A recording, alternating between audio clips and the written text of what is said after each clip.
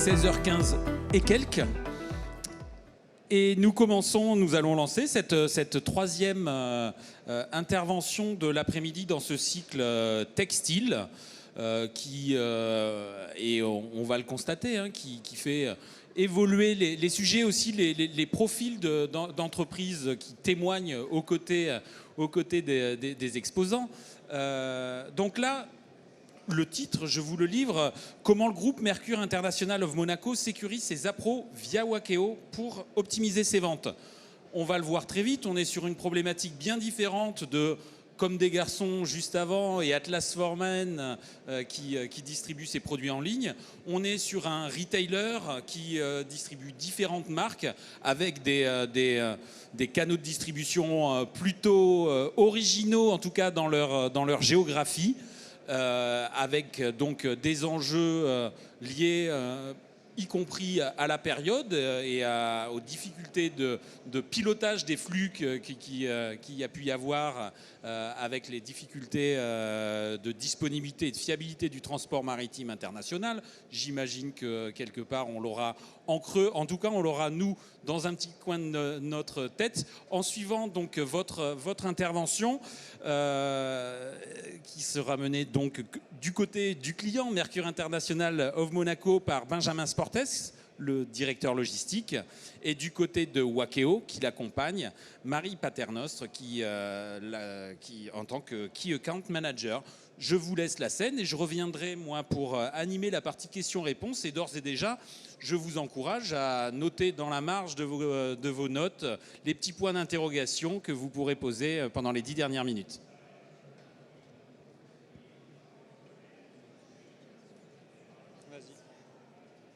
Alors bonjour à tous, on est ravis d'être ici pour vous présenter un petit retour d'expérience sur le projet qu'on a donc déployé avec MIM et Wakeo. On va peut-être commencer tout d'abord par se présenter. Pour ma part, je m'appelle Marie Paternostre et je travaille chez Wakeo depuis 4 ans et demi dans le département commercial comme Key Account Manager. Je m'adresse principalement à des chargeurs mais aussi des transitaires, avec pour la partie chargeur une forte composante retail, notamment avec le groupe Fast Retailing basé au Japon, dont les enseignes connues sont Uniqlo, Comptoir des Cotonniers, Princesse Tam Tam, et Grain de Malice qui fait partie de la Galaxie Mullier, et bien entendu Mercure International of Monaco. Bonjour, donc Benjamin Sportes, directeur logistique chez Mercure International depuis maintenant 5 ans. Donc mon rôle est de piloter l'ensemble des flux pour le groupe Mercure sur nos 2 business units qui sont retail, sport et fashion, et grande distribution sur la partie food. Comme je le disais, l'objectif c'est de vous faire un petit retour d'expérience sur le déploiement projet qu'on a initié en début d'année. On va commencer par présenter bien entendu le groupe MIM, son organisation supply chain et les défis qui y sont liés. On va ensuite présenter un petit peu les objectifs du projet, ce qui a motivé aussi la volonté de s'équiper d'un outil de pilotage pour optimiser le suivi des flux, côté MIM toujours. Et ensuite, on va revenir sur la phase de déploiement, les défis relevés ensemble, et j'imagine aussi ce qui va beaucoup vous intéresser, les résultats qu'on peut déjà identifier à ce jour, ainsi que les prochaines étapes pour la suite. Alors avant de commencer, je vais vous donner un peu de contexte sur ce qu'est Mercure et ce qu'on fait chez Mercure. Donc Mercure International, c'est un groupe familial créé il y a 35 ans maintenant. Le siège est à Monaco. L'unique propriétaire est toujours présent, donc c'est Monsieur Audrouge. On a la volonté d'être présent sur l'Afrique. C'est une vraie volonté culturelle de notre patron. Donc on est présent sur 3 continents, 17 pays. On a plus de 250 magasins aujourd'hui en Afrique. Une fois de plus, un vrai focus Afrique. Quand on fait la somme de notre siège, de toutes nos filiales, on a un chiffre d'affaires qui avoisine les 650 millions d'euros.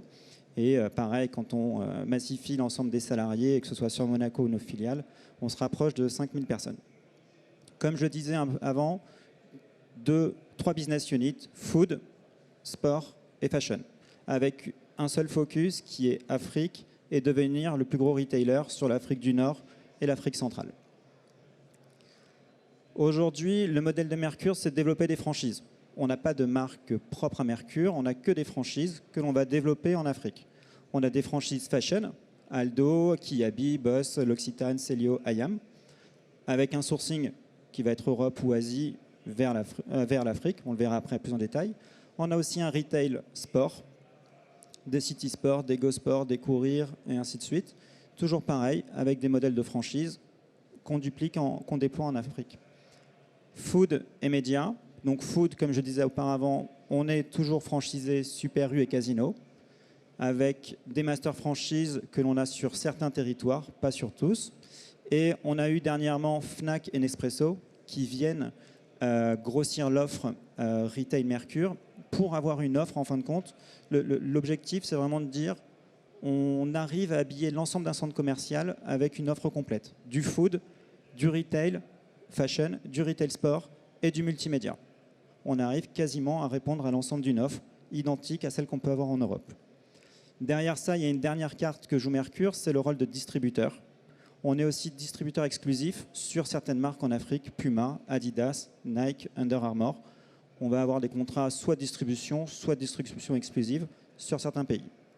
Et donc là, sur ces marques-là, un sourcing direct auprès de la marque pour après soit approvisionner nos propres filiales, nos magasins, ou des clients externes au groupe, toujours en Afrique. Brièvement, comment on est organisé aujourd'hui?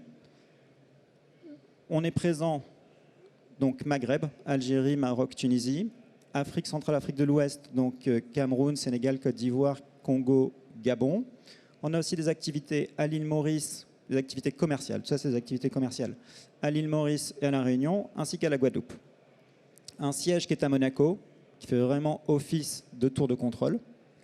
Et après, des soutiens logistiques qui vont être nos entrepôts, un à Yantian, dans lequel on va faire chuter tous nos achats Asie, un entrepôt sous douane à Anvers, piloté par Mercure, sur lequel on va consolider nos achats européens pour exportation vers l'Afrique après, et un entrepôt pas très loin d'ici, à Rungis, vraiment qui est dédié à l'ultra frais, sur lequel on va acheminer la marchandise fraîche, des huîtres, du saumon et ainsi de suite, des fruits et des légumes, pour nos magasins de distribution en Afrique. Et ça, Marie, next. Voilà. Ça, soit par flux maritime, soit par aérien quand c'est de l'ultra frais. Donc aujourd'hui, les grosses routes, ça va être de l'Asie-Afrique, centrale ou Afrique du Nord, Europe, Afrique, toujours, ouest et centrale, et un flux aérien qui va venir se greffer à ça, toujours depuis l'Europe vers l'Afrique ou Asie-Afrique. Aujourd'hui, quand on met tout ça à bout, on est à 6000 conteneurs par an, des vols hebdomadaires au départ de l'Europe vers l'Afrique et une trentaine de routes qu'on doit couvrir. Donc c'est beaucoup et pas beaucoup. À notre échelle, c'est beaucoup. Et ça fait surtout beaucoup de conteneurs qui partent dans plein de directions et sur de multiples compagnies maritimes. Les défis, les enjeux, clairement, c'était d'être customer focused. Moi, ce que je déteste le plus, c'est qu'on m'appelle, on me dit Benjamin, où est mon conteneur? Il a du retard, et je dis ah bon. Ça, c'était le postulat avant d'avoir Wakeo. On était en 2020, 2021, c'était compliqué, tout arrivait en retard, rien de chargé. C'était l'enfer, on avait de la visibilité sur rien du tout. Donc, à un moment, il a fallu se réinventer, se dire qu'est-ce qu'on veut. C'était customer focus, répondre aussi à un calendrier commercial. On a de la concurrence en Afrique qui est de plus en plus présente. On doit être capable de livrer en temps en heure la marchandise pour Noël, pour le Ramadan, pour la Coupe du Monde, pour divers événements qui font notre calendrier commercial. Et on a aussi des problématiques produits, que ce soit dans le retail, il y a des saisons, il y a des produits hiver, il y a des produits été, et on va aussi avoir des problématiques de péremption sur la partie alimentaire. On ne peut pas admettre qu'un conteneur avec de la marchandise périssable arrive trop tard et en plus que le client ne soit pas averti. Donc ça, c'était le premier postulat. Respecter le time to market. Le deuxième, c'était de dire, aujourd'hui, on a plusieurs transitaires, on a des données, rien n'est homogène. On a du mal à consolider, à avoir une vision rapide et fiable de tout ce qui est en mouvement aujourd'hui pour le compte de Mercure. Le meilleur exemple, c'était le moment où on a eu le problème au canal de Suez. Donc le canal de Suez a été bloqué, tout le monde est au courant. J'ai été incapable en quelques heures ou en quelques jours de faire un état de l'ensemble de mes conteneurs en disant qui est-ce qui est impacté ou pas. c'était un problème. Ça représente des enjeux commerciaux, des retards dans la commercialisation des produits, même si c'est mondial, quelque part, c'est pas grave, on doit toujours pouvoir avoir une vision sur nos données. Et la dernière problématique à laquelle il fallait répondre, c'est ce que je disais aussi auparavant, on est sur plusieurs routes, plusieurs continents, des difficultés. À un moment, on n'a jamais les voyants verts à tous les endroits. Il y a toujours un endroit où il y a un problème. Covid, pas Covid, une congestion portuaire, une compagnie maritime qui fonctionne, une compagnie maritime qui ne fonctionne pas. Donc ça, il fallait pouvoir le piloter pour optimiser toute notre partie gestion des stocks et dispo magasin, toujours dans l'esprit d'être customer focus. Ça, c'était vraiment les enjeux sur lesquels il fallait répondre rapidement et les attentes qu'on avait au travers de Wakeo. Et Benjamin, tu nous as du coup présenté les enjeux qui sont spécifiques à Mercure. Ce qu'il faut savoir aussi, bien entendu, c'est que ces enjeux-là, ils s'intégraient dans un environnement de transport extrêmement perturbé ces derniers mois, ces dernières années, et ça sur l'ensemble des modes. Alors on pense bien évidemment à toute la partie maritime et au retard extrêmement important. En début d'année, c'était encore près de 3 bateaux sur 4 qui étaient en retard. Mais même sur l'aérien, il y avait des enjeux et des problématiques de capacité. Et sur la partie route, des pénuries de conducteurs qui rendent aussi extrêmement compliqué cette partie-là. Alors, bien entendu, si on zoome sur le maritime, on voit que depuis la fin de l'été, il y a un petit peu d'amélioration. Mais c'est tout de même encore plus d'un bateau sur 2 qui est en retard, avec des niveaux qui sont en moyenne de 6 jours. Or, comme le mentionnait Benjamin, quand vous êtes retailer et que vous avez des opérations commerciales ponctuelles, avec des temps de mise à disposition dans les rayons qui sont relativement limités, 6 jours, ça peut déjà impacter significativement en perte de potentiel de vente. Et ce qu'on voit aussi, ce qu'on analyse, c'est qu'on est dans un monde qui évolue très vite et que l'imprévisibilité, elle est toujours là en fait. C'est un petit peu le quotidien des équipes transport. Même si le Covid semble un petit peu loin à certains égards, il y a encore des problématiques potentielles de fermeture temporaire de ports en Chine. Il y a des sujets de blank sailing et il y a aussi de nouvelles régulations comme l'IMO 2023 qui vont certainement aussi perturber un petit peu le secteur. Donc finalement, cette imprévisibilité, je crois que ça faisait aussi partie des enjeux un peu plus généraux qui ont animé nos discussions avec Benjamin quand on a commencé à échanger. Mais je vais te laisser parler un petit peu plus précisément des objectifs du projet. Alors, je me redis, mais le premier objectif, c'était d'améliorer l'expérience client, de pouvoir répondre et d'informer nos clients avec une donnée qui était fiable. Derrière, il y avait une vraie volonté d'optimiser les coûts. Alors, pas que challenger le coût du conteneur. On challenge le coût du conteneur, c'est un point. Mais challenger le coût, c'est aussi choisir la bonne route, la route la plus directe, pour immobiliser le moins possible la marchandise. Aujourd'hui, on n'est pas, comme vous l'avez vu, sur des flux où on va prendre des autoroutes maritimes qui vont être systématiquement le Yantian-Anvers. On va avoir des routes très diverses avec des transbordements, quelques solutions maritimes qui se présentent à nous. Il faut toujours choisir la bonne et toujours aller chercher le gain de temps. Derrière, qui va se traduire aussi en respect du calendrier commercial et donc des ventes. Dernier point, c'était optimiser le réseau de transport. Et on avait besoin de données de la part de Wakeo. Est-ce que les compagnies maritimes que j'utilise sont les bonnes? Est-ce que j'utilise la compagnie maritime que j'utilise qui déclare 35 jours de temps de transport? Est-ce qu'elle fait systématiquement 35 jours ou est-ce qu'elle fait plus? Aujourd'hui, on n'arrivait pas bien à le mesurer. On avait un ressenti, on avait un avis qui était pas factuel et on recherchait ça au travers de Wakeo aussi. Une prise de décision sur des éléments factuels et neutres. Pas qui viennent de la compagnie maritime et qui ne viennent pas non plus d'un transitaire. Alors, c'est autour de ces sujets qu'on a commencé à discuter avec Benjamin il y a un petit peu plus d'un an maintenant et que je lui ai présenté Wakeo et les fonctionnalités qui pouvaient l'aider à optimiser ce pilotage. Alors, rapidement sur Wakeo, qui sommes-nous? On est une solution digitale experte dans la visibilité en temps réel pour les flux multimodaux avec une couverture end-to-end. Notre objectif, c'est vraiment d'apporter une tour de contrôle unifiée pour l'ensemble des flux de transport qui permet d'avoir de l'information plus fiable et proactive pour gagner en agilité face à l'ensemble de ces perturbations, pour optimiser le transport, comme le soulignait Benjamin, et pour mieux servir les clients. Vous avez ici un échantillon des différents clients avec qui on travaille aujourd'hui, avec une forte composante retail que je mentionnais en introduction, mais des clients chargeurs qui sont des leaders internationaux dans des secteurs très variés.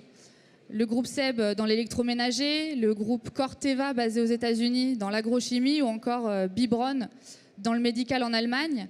Et on travaille aussi avec des commissionnaires de transport, des transitaires, qui vont puiser dans notre expertise donnée pour apporter beaucoup plus de transparence et de visibilité à leurs clients. Aujourd'hui, Wakeo, c'est une équipe qui grandit de façon très dynamique. On est beaucoup plus nombreux qu'il y a 4 ans et demi quand je suis arrivée. Et on est près de 80 personnes entre Paris et Rotterdam. L'équipe se compose d'experts de la supply chain, donc qui connaissent extrêmement bien le milieu, mais aussi d'experts données qui travaillent quotidiennement à développer une intelligence en interne qui permet de fiabiliser la donnée qu'on est capable de partager via la plateforme. Je mentionne donc la plateforme Wakeo. Au-delà de la plateforme, bien entendu, notre vocation, c'est aussi de partager cette information dans les systèmes que nos clients peuvent déjà utiliser, des systèmes ERP, TMS. Et c'est la raison pour laquelle on s'entoure aussi d'un réseau de partenaires très riche qui permet de faciliter les intégrations avec des systèmes SAP, DDS, SEI Nodos et beaucoup d'autres. Sur les fonctionnalités clés, on va faire un petit tour d'horizon avant de rentrer dans le vif du sujet et de la façon dont Mercure les utilise au quotidien. Le cœur de notre valeur, ça reste vraiment la visibilité en temps réel. On vient intégrer le plan de transport théorique et on apporte de l'information en temps réel sur les événements quand ils ont lieu ou sur les déviations pour anticiper l'impact sur les heures et les jours d'arrivée. Bien entendu, l'objectif, c'est de fiabiliser, mais aussi d'automatiser, avec des alertes qui sont automatiques et qui sont envoyées directement aux différentes parties prenantes et qui permettent aussi de contextualiser l'information. L'idée, c'est bien entendu de savoir quand le conteneur est en retard, mais savoir aussi ce qui s'y trouve à l'intérieur, parce qu'en fonction de ça, on va pouvoir choisir l'option la plus adaptée pour en limiter les impacts financiers, de désorganisation par exemple. Le pendant de cette partie tracking en temps réel, ce sont les analyses avancées qu'on met à disposition et qui sont très importantes parce qu'elles sont fiables et indépendantes des prestataires. Ça permet vraiment de mieux comprendre le réseau de transport tel qu'il est aujourd'hui et de suivre des indicateurs comme l'évolution des temps de transit, le niveau de service sur les différentes routes, mais aussi par exemple les coûts extraordinaires de surestarie, donc qui sont liés au dépassement de stationnement au port, et de pouvoir les gérer de façon proactive parce qu'on a une vision en temps réel des jours passés par chaque conteneur aux différents ports. Ça, c'est le standard de ce qu'on propose aujourd'hui. Et on a aussi 2 modules optionnels. L'un qui va se concentrer sur le calcul de l'empreinte carbone, avec un calcul unifié pour le transport multimodal, qui est en ligne avec les certifications européennes et du GLEC, et dans lesquels on vient injecter de l'information fiabilisée grâce au tracking qu'on est capable de mener. C'est par exemple des distances moyennes qui prennent en compte les transbordements, planifiés ou non, mais aussi le poids, qui est un fort inducteur, et des informations qu'on récupère de l'IMO des bateaux qui permettent de savoir quel type de fuel est utilisé, s'il y a des scrubbers ou non. Et ça permet vraiment de mesurer à date quelle est l'empreinte, mais aussi de suivre son évolution et de venir se fixer des objectifs de réduction. Et enfin, le dernier module sur lequel on reviendra un petit peu plus par la suite, c'est un module de booking digital qui permet de fluidifier tout le processus de demande de booking jusqu'à sa confirmation entre le chargeur et ses différents transitaires. Voilà un petit peu l'éventail des fonctionnalités qu'on a, mais je vais maintenant laisser Benjamin vous en dire un peu plus justement sur comment on met en place ce type de solution. Alors, comme l'a dit Marie, on s'est rencontrés il y a 1 an. Le projet et ce que je voulais faire, c'était d'intégrer à Wakeo l'ensemble de nos flux maritimes et aériens. Ça, c'était le premier point. Le deuxième, on a 3 transitaires chez Mercure. Il fallait que les 3 transitaires envoient de façon automatique et systématique les données à Wakeo. Je ne voulais pas qu'il y ait d'intervention humaine. Je ne veux pas être dépendant de quelqu'un qui envoie le matin, qui se connecte ou qui soit en vacances ou malade. Il fallait que ce soit automatique pour que la plateforme soit fiable. Et après, le point d'après, c'était le déploiement. Aujourd'hui, Wakeo, on l'a mis bien sûr disponible en centrale à Mercure. Il est utilisé par l'ensemble de l'équipe logistique qui est à Mercure, qui fait office de tour de contrôle. On l'a aussi déployé dans nos filiales. Chaque filiale voit le flux de conteneurs qui lui arrive. Et c'était important qu'ils aient la visibilité de ce qui arrive pour anticiper toutes les démarches d'importation, pour revoir leur calendrier commercial au besoin et ainsi de suite, et échanger avec nous. Et le dernier point, c'était nos entrepôts. On a un entrepôt en Belgique. Il doit être au courant en temps et en heure des conteneurs qui lui arrivent et des retards qu'il y a. Ça lui permet à lui de gérer son planning de travail, de déchargement et après, bien sûr, de vente. Ça nous permet aussi de planifier les ventes aux clients. Dans le déploiement du projet, on l'a fait en 7 semaines. Entre le moment où on a signé le contrat et le moment où on a eu les premières expéditions intérieures, c'était 7 semaines. Ça s'est passé de façon simple, sans support IT. C'est un point important, on va y revenir après. Et c'était une des caractéristiques importantes avec Wakeo, c'est que le développement il a été fait par les équipes Wakeo avec nos transitaires sur la plateforme Wakeo. L'IT chez Mercure n'est pas intervenu. Alors, ils ont été support pour le contrat et ainsi de suite, mais on ne les a pas mobilisés. Du coup, on a fait un déploiement qui était complètement autonome sur ce point-là. Les challenges rencontrés, bien sûr, donc c'était sans l'appui IT. Je ne voulais pas être dépendant d'un calendrier qui était déjà full. Moi, je pense qu'on est beaucoup à avoir cette contrainte-là. Je voulais... oui, pardon. Et le deuxième point qui a été le challenge, c'était la qualité de données chez les transitaires. De façon un peu naïve, je pensais qu'ayant un BL maritime qui était juste, le transitaire allait me remonter la même qualité d'information. La réalité, c'est tout autre. C'est-à-dire que le transitaire, il a son système qu'il alimente avec les données qu'il veut, et derrière, il y a le système de la compagnie maritime qui l'alimente avec les données qui sont sur le BL maritime. Donc, quand on s'est connecté au début, on avait plein de données, mais qui étaient polluées pour partie. Donc là, un travail s'est rapidement mis en place avec l'équipe Wakeo pour déjà nettoyer ces données, contourner quelques problèmes, et après, le second travail, c'était de travailler avec les transitaires pour leur dire « Ok, la donnée que vous nous envoyez, elle est fausse, vous la revoyez et vous améliorez la qualité de données que vous nous envoyez. » Aujourd'hui, les 3 transitaires sont connectés. La qualité de données est quasi parfaite. On a très peu de bugs, très peu de manquants. Ça se passe très bien. Et le dernier point qui était clé et qui était importante, c'était la conduite du changement pour mes équipes à Monaco et aussi pour les filiales. On est dans un secteur que je trouve un peu ancien, avec des méthodes qui ne sont pas forcément modernes, avec pour ma part une équipe qui avait l'habitude de faire un tracking de façon occasionnelle et qui se satisfaisait de ça. On ne répondait pas du tout aux clients et du coup le gros changement ça a été de leur mettre à dispo une plateforme où ils avaient tous leurs conteneurs qui étaient visibles chaque jour avec des alertes qui remontaient de façon automatique. On avait fait des tests, moi j'étais persuadé que ça marchait, mais la réalité c'est qu'eux n'ont été persuadés que ça marchait, ils ont été persuadés par Wakeo le jour où ils ont eu des alertes sur des conteneurs qui avaient du retard qu'eux n'avaient pas perçu. Donc c'est pas le jour du go live qu'ils ont été convaincus, même si avec William on avait fait un bon boulot, c'est le jour où ils ont vu des événements remontés par Wakeo qu'eux n'avaient pas perçus. Et à partir de là, l'adhésion s'est faite à 100% par l'équipe. Et aujourd'hui, je pense que tous les utilisateurs de mon équipe se connectent tous les matins, ils y passent quelques minutes, ils reçoivent un mail, une alerte, ils challengent le transitaire, dans le cas où c'est nécessaire ou possible. Et on est vraiment dans une démarche proactive et pas dans la démarche d'où mon client m'informe du retard du conteneur. Donc voilà, ça c'était le dernier point qui était vraiment important et on a réussi à le faire. Et c'est outre moi, c'est vraiment aussi Wakeo qui a réussi, par ses alertes et par son mode de fonctionnement, à convaincre les utilisateurs.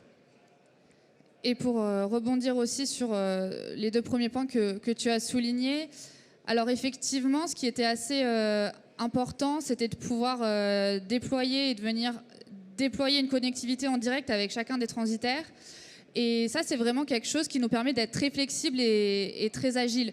En fonction des clients, il n'y a pas toujours, comme le soulignait Benjamin, un département IT qui a de la disponibilité à très court terme. Et nous, on vient vraiment mettre à disposition notre expertise sur le déploiement de la connectivité avec des systèmes, que ce soit des systèmes internes ou alors les systèmes de chacun des prestataires, qui nous permettent d'automatiser la collecte d'informations, qui nous permettent d'intégrer le plan de transport à partir duquel on va pouvoir faire le tracking. Donc ça, c'est effectivement un point central, surtout que ça permet un gain de temps, de ressources et beaucoup d'autonomie, parce que si demain, il fallait intégrer un nouveau prestataire, bien entendu, on viendrait aussi couvrir cette connectivité-là. Et l'autre sujet, effectivement, c'est sur l'amélioration de la qualité des données. C'est clé pour avoir un bon tracking et un tracking sur l'ensemble des flux, d'avoir la bonne qualité de données entrantes. Et on met de gros efforts là-dessus pour accompagner aussi les équipes et nos clients avec des rapports de performance sur le niveau de qualité par prestataire qui va les aider à animer aussi cette montée en qualité que tu as souligné, Benjamin. Et pour vous donner un petit aperçu, quand on commence un projet, on est autour de 60-70% de qualité de données dans ce qu'on récupère. Il y a des erreurs sur les numéros de conteneurs, par exemple, ce genre de choses-là, ou des données manquantes. En quelques semaines, on monte au-delà des 90%. Et bien entendu, on fait en sorte de maintenir ces niveaux-là pour s'assurer qu'on couvre 100% du périmètre qui doit être traqué dans l'outil. Et c'est ça qui fait l'adhésion à la solution. Sans la qualité de données, il n'y a pas d'adhésion à la solution, en fait. Alors maintenant, OK, on vous a expliqué comment on a déployé et tout. On va vous montrer quelques exemples qui se sont passés ces derniers temps et qu'on a pu capter chez Mercure grâce à Wakeo. Donc, chez Mercure, on est dans une dynamique d'ouverture de magasins, de rénovation, dans une croissance perpétuelle. Dans le cas présent, on a un magasin qui va ouvrir à La Réunion là, au mois de décembre, tout début décembre. Donc, c'est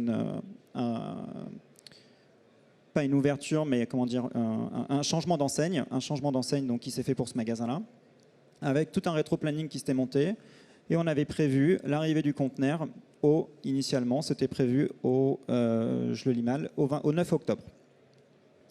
9 octobre, on fait tout, nous, de notre côté, pour faire notre booking, que la marchandise soit disponible, empoter le conteneur et ainsi de suite. Et très rapidement, on s'aperçoit, grâce à Wakeo, qu'on va avoir un retard de 16 jours à l'arrivée. OK, une fois qu'on a l'information, qu'est-ce qu'on en fait?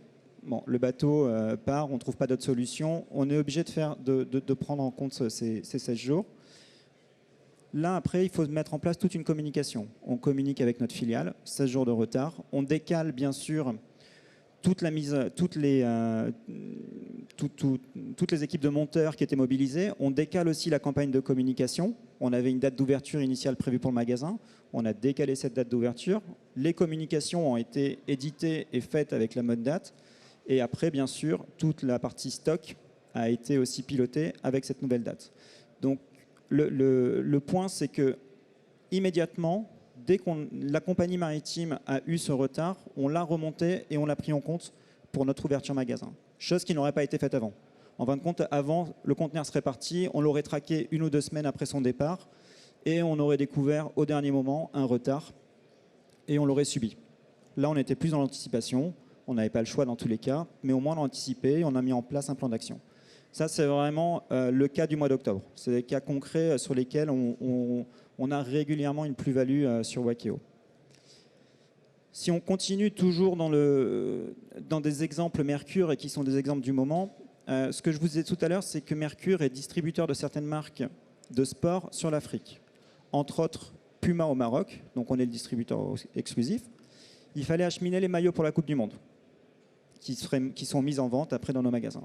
Derrière, une opération commerciale est mise en place avec une date de lancement et ainsi de suite. On a fait un aérien Yantian Casablanca. Le tracking a été remonté dans Wakeo. Un retard a été, je crois qu'on a perdu quelques jours à l'arrivée. Tout de suite, on avertit nos équipes, on décale éventuellement la communication pour le lancement et on met en place des actions. Pareil, dans le cadre de notre flux de distribution en Afrique alimentaire, il y a Noël qui arrive. Il faut leur envoyer des sapins, des saumons, des foie gras, toutes les marchandises qui sont liées aux opérations de Noël. On a des conteneurs reefer qui voyagent avec toute cette marchandise.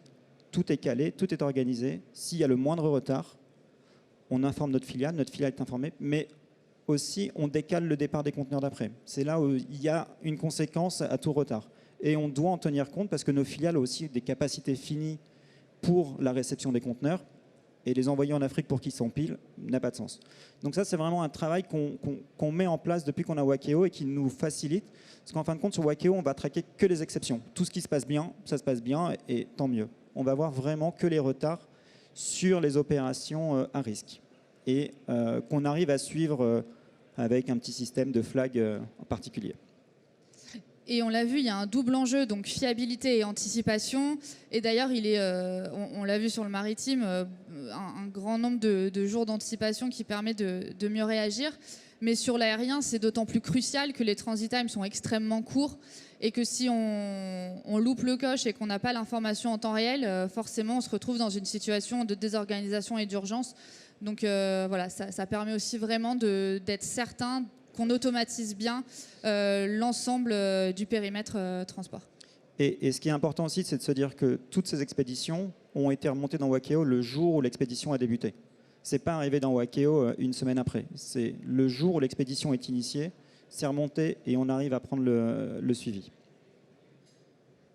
Alors, pour vous donner un peu plus d'informations sur comment est-ce qu'on arrive à partager ces informations de manière fiabilisée et anticipée, ce qu'il faut comprendre, c'est qu'Wakeo, on fonctionne un petit peu comme une pieuvre qui vient s'interconnecter à une multitude de sources d'informations.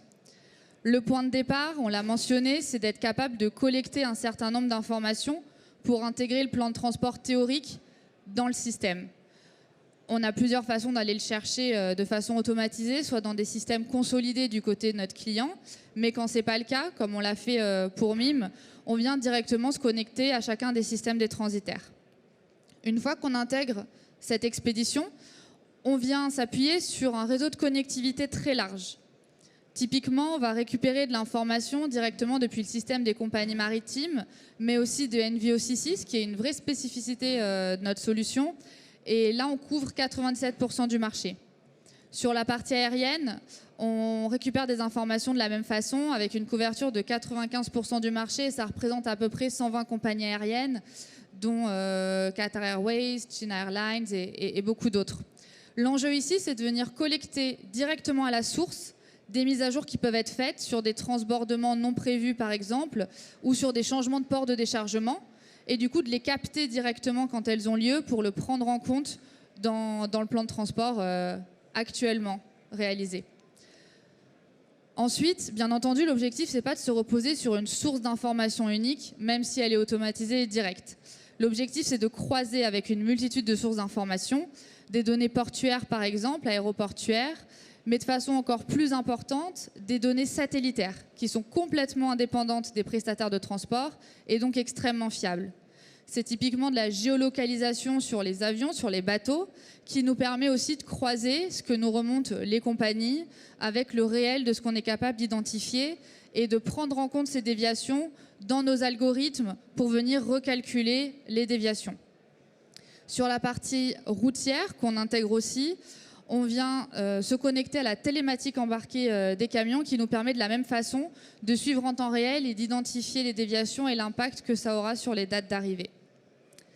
Donc c'est vraiment consolider, mais aussi enrichir avec des informations plus fiables et surtout venir nourrir nos algorithmes qu'on est venu développer en interne et qui sont auto-apprenants et qui vont typiquement, comme vous le voyez ici sur la gauche, permettre d'anticiper une déviation dès le moment où le début de cette déviation a lieu.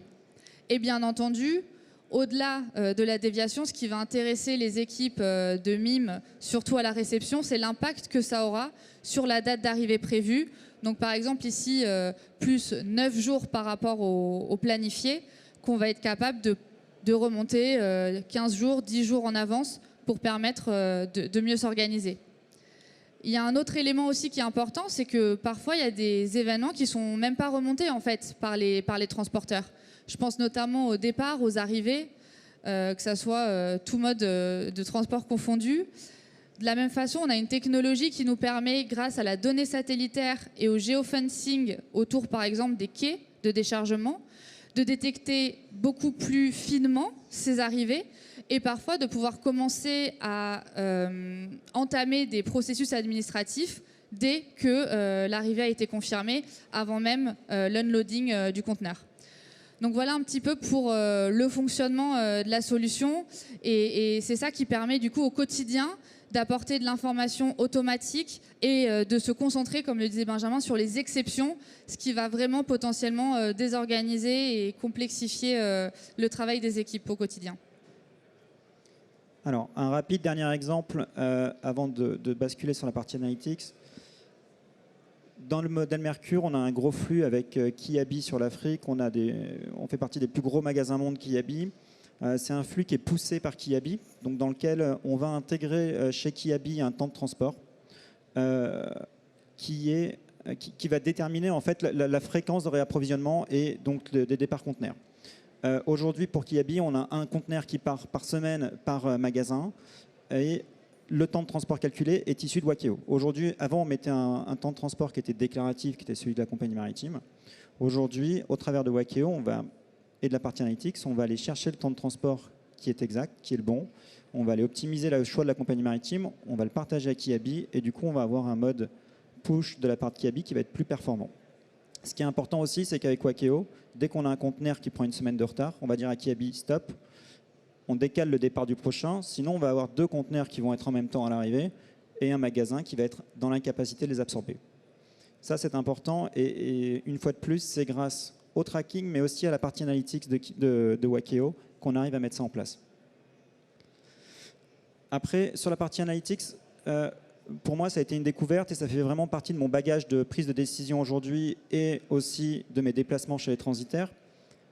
On arrive tout de suite à mettre en évidence la proportion de flux qu'on a chez chaque transitaire, la dépendance ou pas qu'on a à certaines compagnies maritimes. Est-ce que la moitié de mon flux est chez une unique compagnie maritime ou est-ce que je suis ventilé sur plein de compagnies maritimes, et aussi des volumes transportés de façon mensuelle. Ces analytics sont mises à jour quotidiennement au travers des différents conteneurs qui sont remontés dans Wakeo et c'est vraiment pour moi une aide de prise à la décision indispensable aujourd'hui. Si on continue dans les exemples qu'on a cités, alors celui-là Marie, c'était pour toi. Oui, alors effectivement, ce qui est très important dans ces analyses avancées, c'est qu'elles se reposent sur du tracking fiabilisé, mais aussi que c'est indépendant des prestataires. Donc l'idée, effectivement, c'est d'avoir une image à date en fait, de la performance du réseau de transport et pour Benjamin aussi, de pouvoir contextualiser le niveau de service, alors bien entendu par prestataire, mais aussi en fonction des routes, mais vraiment dans une logique de collaboration pour ensuite pouvoir se poser avec les partenaires. Et puis sur les routes où on identifie qu'il y a vraiment un gros problème de fiabilité, d'essayer de comprendre quels sont les leviers sur lesquels on peut appuyer pour fiabiliser ces routes-là et limiter au maximum tous les coûts extraordinaires ou toutes les problématiques de rupture que ça peut engendrer. Notre objectif, c'est vraiment d'être un outil d'aide à la décision stratégique et typiquement, ici, d'aider aussi à trouver le juste équilibre entre le niveau de service et la fiabilité d'une route et le coût de cette route-là. Parce qu'à la fin, c'est vrai qu'il peut y avoir des services qui paraissent peut-être plus économiques, mais qui sont tellement peu fiables que ça vient systématiquement créer de la désorganisation et créer des coûts qui sont finalement bien plus importants pour la société. Donc c'est vraiment l'objectif aussi de cette partie analyse. Tout à fait. Là, c'est un exemple concret. En fait, chez Mercure, on a anonymisé les compagnies maritimes, mais on a un gros flux qui est Yantian-Anvers. Sur cet axe-là, il y a pléthore de compagnies et les transit times vont de 35 jours en moyenne à 53, ce qu'on peut constater. Aujourd'hui, quand on discute avec un transitaire, souvent le transitaire va nous dire « Attends, mais on passe par telle compagnie maritime, j'ai des allocations et ainsi de suite, c'est une bonne solution ». Ce qu'on constate avec la partie analytique, c'est que ce que pousse le transitaire n'est pas forcément le bon choix pour nous. Ils vont parfois nous pousser des solutions qui sont de façon déclarative à 42 jours et qui sont dans le réel à 50 jours, alors qu'on pourrait avoir des solutions à 35 jours. Donc ces analytics aujourd'hui sont sur la base de ce que Mercure a transporté comme marchandise, mis à jour systématiquement. Mais quand je me déplace chez le transitaire, ça me permet aussi d'avoir un élément factuel et neutre pour dire « Attends, ta compagnie là, que tu me proposes, par expérience, ça met 55 jours, même si tu as des allocations, même si tu as de l'espace et tout, je préfère prendre celle qui met 35 et qui part une semaine plus tard. » Donc ça, aujourd'hui, dans mon bagage, quand je vais chez un transitaire, c'est devenu mon indispensable pour prendre des bonnes décisions pour Mercure. Et quand on a 20 jours de temps de mer supplémentaire avec une valeur de conteneur à 100 000 ou 150 000 euros, ça nous fait des immobilisations, des ventes qui sont retardées, enfin bon bref, tout un rouage qui est mauvais et qui crée de la désorganisation, comme dit Marie, contre lequel on peut lutter grâce à cette partie analytics. Donc c'est vraiment important. Après, ça reste à ce jour utilisable qu'avec la partie, sur la base de ce que nous, on transporte et les routes qu'on a utilisées. Effectivement. Et pour les prochaines étapes, alors l'objectif, c'est pas de s'arrêter là, mais d'étendre le déploiement déjà, je pense, dans un premier temps sur l'existant. Donc aujourd'hui, le next step, c'est On utilisait Wakeo uniquement sur la plateforme Wakeo. Pourquoi ? J'avais volonté de responsabiliser chaque utilisateur à aller sur la plateforme, à faire le suivi du tracking, avant d'avoir une information qui remonte de façon automatique dans le RP et qu'on ne consulte pas. Donc aujourd'hui, il y a une vraie habitude qui a été prise d'aller sur la plateforme, de regarder, ça prend 5 minutes tous les jours. Et dans un second temps, on va avoir l'information qui remonte dans le RP pour avoir une information homogène dans tous les outils Mercure. Ça, c'est le premier point. Et on finit le déploiement dans l'ensemble de nos filiales, d'ici quelques semaines, pour cette première phase. Deuxième phase, on en a un petit peu parlé au début, mais pour moi, il reste encore une modernisation du métier à faire, c'est l'e-booking. Aujourd'hui, quand on fait une demande de booking intransitaire, on envoie un premier mail, on a une réponse. Enfin, il peut y avoir comme ça 10 échanges de mails, 15 échanges de mails. Encore plus dans le contexte actuel où les bateaux sont retardés, il y a les blank sailing, on charge, on décharge, ainsi de suite. Donc l'e-booking, pour moi, est le next step sur la modernisation du métier et le gain de temps et le gain de l'optimisation du coût de mes équipes, pour le coup. Donc ça, c'est la prochaine étape. Et il y a une autre étape qui est cruciale aussi, qui est le benchmark de marché. Tout à l'heure, dans l'exemple précédent qu'on voyait, j'arrive à challenger mes transitaires sur la base de routes que j'ai déjà utilisées. Mais ce que propose Wakeo, c'est aussi un benchmark au travers de l'ensemble des routes utilisées par les clients Wakeo, sur lesquelles nous, on peut se baser pour prendre des décisions. Peut-être que je vais me rendre compte que des compagnies maritimes que je n'utilise pas à ce jour proposent un meilleur service que celui que j'utilise. Ça vaut pour les marchés qu'on couvre aujourd'hui, mais ça vaut aussi dans le cadre d'un déploiement Mercure sur de nouveaux territoires. Demain, je dois me déployer au Togo ou au Nigeria. J'aurai un benchmark qui me dit « pars directement sur cette solution, c'est la plus fiable ». Effectivement, donc là, c'est 2 modules pour étendre l'usage de la solution. Le premier, e-booking, il est déjà opérationnel et utilisé par beaucoup de nos clients. Et il permet aussi de venir donc, améliorer le pilotage et fluidifier le process sur la partie booking overseas. Aussi de capter la bonne information en amont pour mieux traquer ensuite. Et la partie benchmark de marché, ça c'est quelque chose qui est en cours de développement de notre côté, mais effectivement qui vise à apporter encore plus de valeur en mettant en commun l'ensemble de l'historique de ce qu'on a pu traquer jusqu'à aujourd'hui sur l'ensemble de nos clients de façon anonymisée et apporter beaucoup plus d'informations sur la fiabilité des routes et sur le niveau d'impact carbone. Voilà pour la petite présentation. Il y aura peut-être, j'espère, des questions maintenant. Merci, une présentation riche. Il y aura peut-être des questions, mais il ne va pas rester beaucoup de temps pour pouvoir y répondre. Mais je dois vous signaler que moi, je m'étais noté un certain nombre de petits points d'interrogation au fil de votre intervention et qu'au fur et à mesure, je les ai barrés un à un parce que justement, la richesse de la présentation a répondu. Est-ce que je me tourne vers la salle? Est-ce qu'il y a des questions? Une. Le micro vient vers vous, mais... Bonjour. Est-ce que vous avez développé des choses pour les reprojections d'ETA, des ETA composés? C'est-à-dire que vous allez effectivement avoir un plus 16 jours porte-to-porte, mais derrière, il va peut-être y avoir un post-acheminement qui ne va pas être possible, enfin qui va être décalé aussi, et pas de 16 jours comme par hasard. Est-ce que vous avez pu traiter des algorithmes pour ces ETA projetés, je dirais composés? Oui, tout à fait. On travaille aussi, bien entendu, sur une ETA donc multimodale, parce que notre objectif, comme je disais, c'est d'avoir une visibilité end-to-end. Après, ça va vraiment dépendre de l'enjeu de chacun de nos clients. Il y a des clients pour lesquels le gros du retard, il est tellement concentré sur le leg principal, qui est souvent le maritime, qu'il n'a pas forcément besoin d'aller jusque-là. Mais quand c'est le cas, effectivement, on vient aussi couvrir la route et nos algorithmes prennent en compte cette partie-là, bien entendu. Et deuxième question, j'ai entendu parler qu'il y a quelques startups. Là, vous avez dit que vous prenez, au moment de l'order booking, vous démarrez vraiment par une semaine après, mais tout de suite.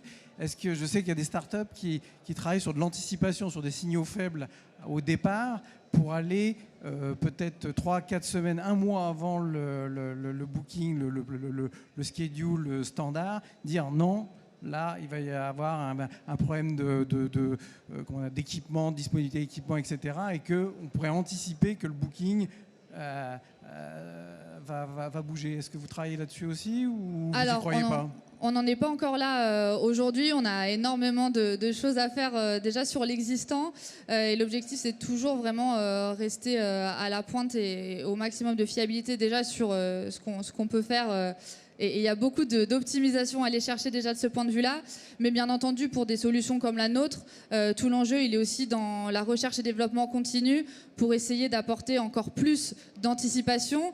C'est déjà le cas pour la partie benchmark de marché, pour vraiment aussi aller dans plus de préconisation. Mais ça sera plutôt pour les mois, années à venir. Et dernière question, votre outil a déjà été choisi par des acteurs de 4PL ou... Alors, on travaille avec énormément de transitaires. En 4PL, il me semble que oui. Après, on pourra peut-être en rediscuter plus longuement sur le stand. Mais oui, on s'adresse vraiment en 4PL, même 5PL, en termes de clients. Sur le stand G16. C'est ça. Mon petit plus informationnel. Mais les 45 minutes sont écoulées. Justement, la discussion peut se poursuivre sur votre stand. Merci encore pour ce témoignage et sa complétude. En tout cas, voilà la vision approfondie qu'il nous a livrée des enjeux et de ce déploiement dont je retiens qu'il a été mené en 7 semaines. Merci. Merci.